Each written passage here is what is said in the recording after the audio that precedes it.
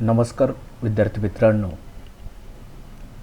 आपल्या भूगोलाच्या अभ्यासक्रमामध्ये जे आपलं पहिलं प्रकरण होतं लोकसंख्या भाग 1 हे आपण मागील 3 व्हिडिओंच्या माध्यमातून अभ्यासण्याचा प्रयत्न केला, ज्यामध्ये लोकसंख्येचं असणारे वितरण, लोकसंख्येच्या वितरणावर परिणाम करणाऱ्या घटकांचा असणारा भाग, ह्या सगळ्या गोष्टी जे आहेत त्या गोष्टी सविस्तररित्या आपण अभ्यासण्याचा प्रयत्न जो आहे तो प्रयत्न केलेला आहे. आपल्या अभ्यासक्रमामध्ये दुसरं प्रकरण आहे लोकसंख्या भाग 2. याचा या व्हिडिओमधनं आपण खऱ्या अर्थाने विचार जो आहे तो विचार करणार आहोत. कोणत्याही प्रदेशाच्या विकासामध्ये लोकसंख्या ही अतिशय महत्त्वाची आहे. हा भाग आतापर्यंत आपण अभ्यासला, पण लोकसंख्येच्या अभ्यासात फक्त लोकसंख्या ही विचारात न घेता लोकसंख्येच्या रचनेला देखील तितकंच महत्त्वाचं स्थान आहे. लोकसंख्येचा विचार हा मानवी संसाधन या अंगाने केला जातो, कारण लोकसंख्या ही कोणत्याही देशाची साधन संपत्ती असते आणि या मानवी संसाधनावर कोणत्याही देशाचा विकास जो आहे तो विकास हा अवलंबून असतो. मानवी संसाधनातील शारीरिक आणि बौद्धिक या दोन्ही वैशिष्ट्यांचा प्रदेशाच्या विकासावर प्रभाव असतो आणि कोणत्याही प्रदेशाचा विकास हा इतर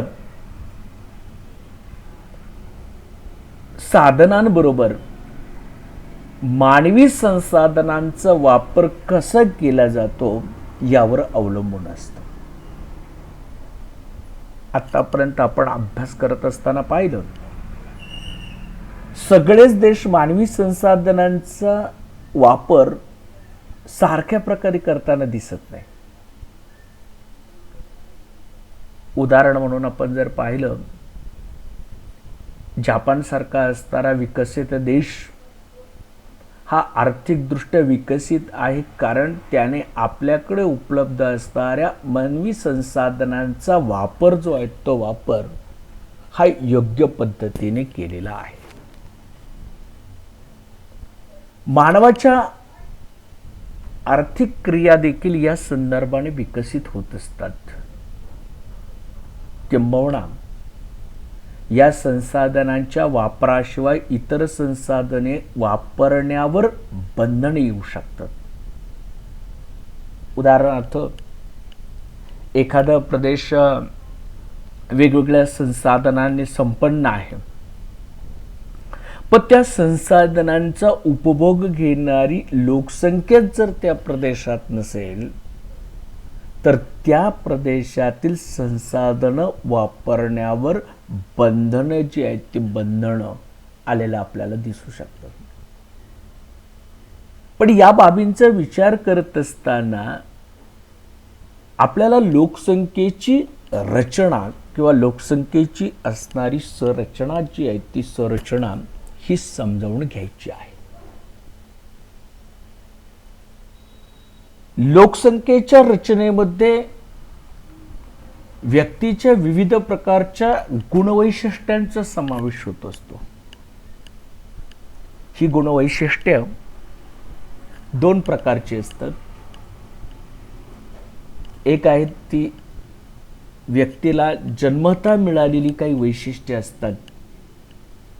मग त्यामध्ये वय असेल, लिंग असेल, वंश असेल, ह्या जन्मतः मिळालेली वैशिष्ट्ये आहेत. ही वैशिष्ट्ये निवड करण्याचं स्वातंत्र्य जे आहे ते स्वातंत्र्य व्यक्तींना नसतं. आणि दुसरा भाग म्हणजे व्यक्तीने त्याच्या जन्मानंतर मिळवलेली वैशिष्ट्य यामध्ये व्यक्तीने जन्मानंतर मिळवलेल्या वैशिष्ट्यांचा आपण विचार करतोय. काही वैशिष्ट्य ही व्यक्तीने स्वतः मिळवलेली असतात, ज्यामध्ये मग वैवाहिक स्थिती असेल, शैक्षणिक प्रगती आहे, व्यवसाय आहे, उद्योगधंदे आहे, भाषा आहे. हे व्यक्तीला निवडण्याचं स्वातंत्र्य जे आहे ते स्वातंत्र्य असतं.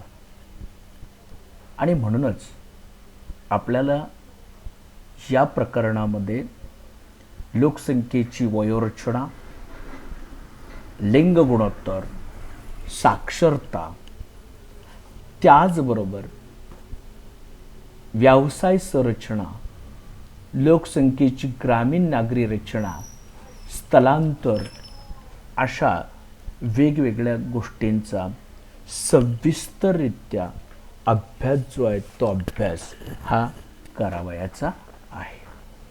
इथे सुरुवातीला आपण लोकसंख्येची वयोरचना या ठिकाणी घेणार आहोत, ज्याला एज स्ट्रक्चर असं म्हटलं जातं. वय म्हणजे काय, तर व्यक्तीच्या जन्मापासून तर मृत्यूपर्यंतचा असणारा कालावधी म्हणजे व्यक्तीचं वय. जैविकदृष्ट्या वयानुसार मानवी जीवनचक्राच्या अवस्था जर पाहिल्या तर त्या आपल्याला वेगवेगळ्या अवस्था आपल्याला दिसतात बघा, ज्यामध्ये अर्भक असेल, बालक असेल, कुमार आहे, युवक आहे, प्रौढ आहे, वृद्ध आहे. अशा प्रकारे वेगवेगळ्या गटाची संख्या ही वेगवेगळी असलेली असते. मग अर्भक म्हणजे काय, तर नवजात जन्माला आलेले जे शिशु आहे, बालक जे आहेत, त्याचा अर्भकामध्ये समावेश होतो. तुम्ही जे आहेत ते कुमार वयोगटामध्ये समाविष्ट होतात. कालांतराने तुम्ही युवकांमध्ये जाणार आहात. मग अशा प्रकारे ही वयानुसार वेगवेगळ्या गटामध्ये लोकसंख्येची विभागणी जी आहे ती विभागणी केली जाते. आणि यातून वयानुसार बौद्धिक वाढ, लैंगिक संक्रमण, प्रजोत्पादन क्षमता, आयुर्मानता, कार्यक्षमता, ह्या सगळ्या गोष्टी ज्या आहेत त्या गोष्टी स्पष्ट होतात. सामाजिकदृष्ट्या विवाह, वय, प्रजोत्पादन, सुरुवात, समाजातील स्थान, व्यवसाय, शिक्षण, ही सगळी अंग जी आहेत ती अंग प्रकट होतात आणि याच्याशी खऱ्या अर्थाने वयाचा संबंध जो आहे तो संबंध येत असतो. आणि म्हणून वयोरचना म्हणजे काय हे आपल्याला समजणं गरजेचं आहे. वयानुसार वेगवेगळ्या वयोगटामध्ये लोकसंख्येची झालेली विभागणी, मग त्यामध्ये वेगवेगळ्या वयोगटानुसार लोकसंख्येचे जे प्रमाण असतं तिला लोकसंख्येची वयरचना असं म्हटलं जातं. आणि यामध्ये आपल्याला ही वयोरचना स्पष्ट करत असताना आपल्याला एक स्पष्टीकरणासाठी आकृती जी आहे ती आकृती ही दिलेली आहे, त्याचा आपल्याला विचार करायचा आहे.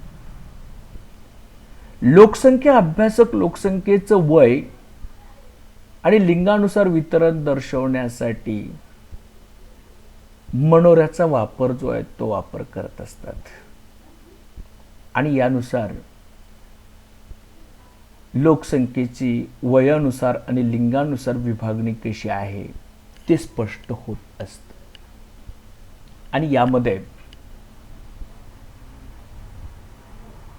आलेखामध्ये मध्यभागी जो असतो तो य अक्ष हा वयोगट दर्शवतो. हा जो दाखवलेला जो भाग जो आहे तो उभा हा वयाचा आहे. आणि या स्तंभाची लांबी ही त्या वयोगटातील लोकसंख्येची टक्केवारी दर्शवते. आणि या आलेखामध्ये डाव्या बाजूस म्हणजे निळ्या रंगाने जो भाग दर्शवलेला आहे तो पुरुषांचा आहे, पुरुषांची टक्केवारी दर्शवते. तर उजव्या बाजूस उजव्या बाजूचा असणारा जो भाग आहे तो स्त्रियांची संख्या वयोगटानुसार दर्शवलेली आहे. तर आलेखामध्ये तळाला बाल वयोगटाकडे, शीर्षाकडे वृद्ध वयोगटाकडे क्रमवार वितरण जे आहे ते वितरण हे दर्शवलं जातं. आता आपल्याला हे वयोरचनेची 3 मनोरे या ठिकाणी दिलेले आणि तिथं म्हटलेलं आहे बघा, करून बघा. आपल्याला त्यावर आधारित असणाऱ्या काही प्रश्नांची उत्तरं जी आहेत ती उत्तरं या ठिकाणी घ्यावायची आहे, मिळवायची आहेत. बघा, हा अ वयोरचना मनोरा, हा आ आणि हा ई. आता इथे ही आकृती क्रमांक 2.1 लोकसंख्या मनोऱ्याचे 3 प्रमुख प्रकार इथे दाखवलेले आहेत. आकृती 2.1 मध्ये अ, आ, ई हे 3 लोकसंख्या मनोरे आहेत. त्यांच्या आकारांचा अभ्यास करा आणि खालील प्रश्नांची उत्तरं द्या. आता इथे आपल्या लक्षात आलं, ही जी डावी बाजू आहे ती पुरुषांची आहे, ही उजवी बाजू स्त्रियांची आहे. पण 3ही मनोऱ्यामध्ये ही स्त्री पुरुषांची संख्या जी आहे ती संख्या ही जास्त आहे. आता इथे पहिलाच प्रश्न या ठिकाणी आपल्याला विचारलेला आहे, कोणत्या मनोऱ्यामध्ये बालकांची संख्या ही सर्वात कमी आहे? म्हणजे लहान मुलं, ज्यामध्ये तुम्ही 15 वर्ष वयोगटापेक्षा कमी जरी म्हटले तरी चालेल. आता इथे बघा, इथे 15 दर्शवलेलं आहे, इथे 15 आहे आणि इथे 15 आहे.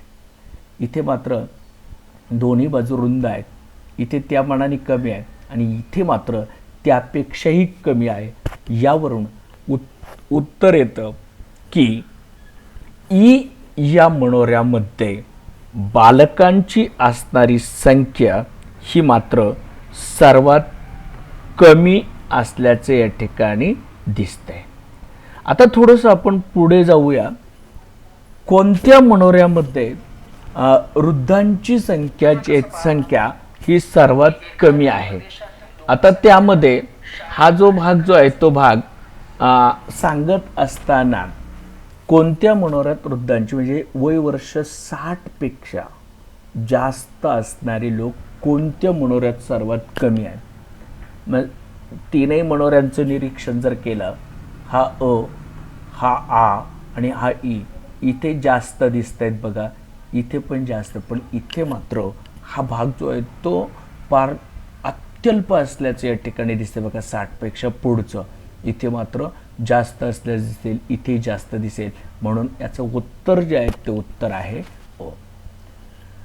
तिसरा प्रश्न, कोणता मनोरा युवा राष्ट्राचं प्रतिनिधित्व करतो? म्हणजे युवकांची संख्या जास्त असलेला मनोरा कोणता? म्हणजे साधारणतः 15 ते 59 वयोगटाचा जो भाग जो आहे हा भाग कोणत्या देशामध्ये सर्वात जास्त आहे? तर इथे मात्र 3ही मनोऱ्यांचं निरीक्षण केल्यानंतर तुमच्या लक्षात येईल की हा मध्यभागी असणारा जो भाग आहे, इथनं 15 पासून सुरू होतोय तर हा 60 पर्यंतचा, तर हा मनोरा हा युवक राष्ट्राचं प्रतिनिधित्व करतो. या देशामध्ये युवकांची संख्या जी आहे ती संख्या जास्त आहे. चौथा प्रश्न, कोणता मनोरा वैद्यकीय खर्च जास्त असणाऱ्या राष्ट्रांचं प्रतिनिधित्व करतो? तर इथे साधी गोष्ट आहे, ज्या देशामध्ये मृत्यूदराचं प्रमाण कमी असणारे तिथे वृद्धांची संख्या जी आहे ती संख्या ही जास्त असणार आहे. आता इथे जर तुम्ही पाहिलं तर इथे वृद्धांची संख्या कमी आहे, इथे पण कमी आहे, पण इथे मात्र वृद्धांची संख्या जास्त आहे. यावरून तिसऱ्या क्रमांकाचा जो मनोरा आहे ई, हा मनोरा वैद्यकीय खर्च जास्त असणाऱ्या राष्ट्रांचं प्रतिनिधित्व जे आहे ते प्रतिनिधित्व करतो. त्यानंतर 5वा प्रश्न आहे, विपुल मनुष्यबळ असलेल्या राष्ट्राचे प्रतिनिधित्व कोणता मनोरा करतो? म्हणजे मनुष्यबळ जास्त कोणत्या मनोऱ्यात आहे? मग साधी गोष्ट आहे, 15 ते 59 हा वयोगट जो आहे तो वयोगट हा कार्यरत वयोगट आहे आणि मग कार्यरत वयोगटाचं प्रमाण जास्त असणारा मनोरा जो आहे तो मनोरा हा आ असल्याचं दिसतं. आणि त्यानंतर 6वा प्रश्न आहे, कोणते शेवटच्या प्रश्नाचं उत्तर आपण घेऊया. कोणते मनोरे हे विकसनशील आणि विकसित राष्ट्रांचे प्रतिनिधित्व करतात ते सांगा. आता यामध्ये विकसित राष्ट्र कशाला म्हणायचं, विकसनशील राष्ट्र कशाला म्हणायचं, ह्या संकल्पना ज्या आहेत त्या आपल्याला माहिती आहे. पण ज्या देशामध्ये उत्पादकांची असणारी संख्या जी आहे ती संख्या जास्त असणार आहे ते देश जे आहेत ते देश विकसित आणि विकसनशील असणार आहे. आणि मग इथे आपले हे दोन्ही तिन्ही मनोरे जर पाहिले तर तिथे आ आणि ई हे दोन्ही मनोऱ्यांमध्ये तरुण उत्पादक वयोगटांची असणारी संख्या जी आहे ती संख्या जास्त तर आहे, पण वृद्धांची असणारी संख्या जी आहे ती संख्या ही जास्त आहे.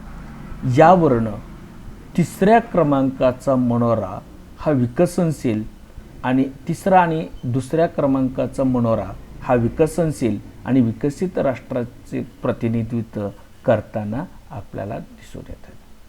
आता यामध्ये हा सगळ्या गोष्टींचा या ठिकाणी विचार जो आहे तो विचार केल्यानंतर आपल्याला खऱ्या अर्थाने पुढे जायचं आहे. आणि यामध्ये